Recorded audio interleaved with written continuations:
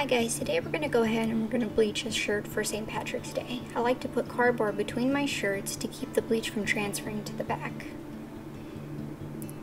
We're going to start with our design. We're going to put a little bit of bleach in a bowl and we're going to use a paintbrush. These paintbrushes are pretty cheap. I usually find them at Walmart for about $2 for a 3-pack. We're going to go ahead and we're going to outline where our design is going to be.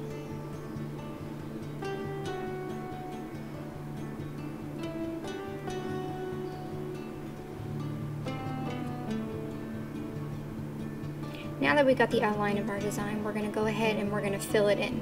This entire space will be white once it's done.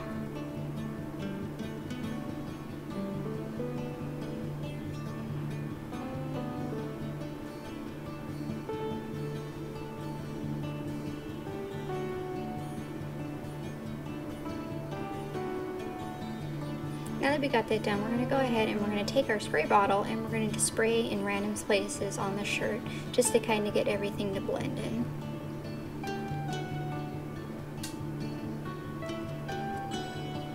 Once that's done, we're going to let the shirt sit for about 15 minutes in sunlight and about 20 to 25 minutes when it's cloudy out. Once it gets to the whitest that we want, we're going to go ahead and spray it with peroxide to neutralize the bleach.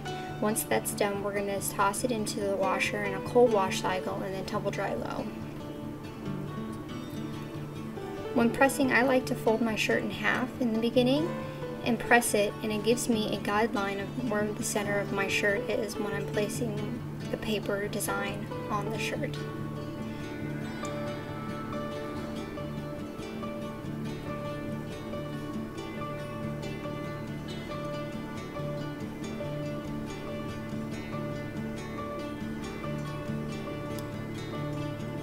Once I have my design on my shirt, I like to have my heat press set to 400 degrees and I press my design for 60 seconds.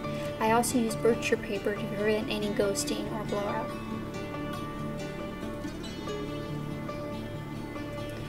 Once it's pressed, we go ahead and we peel the paper off the shirt and leaves the design.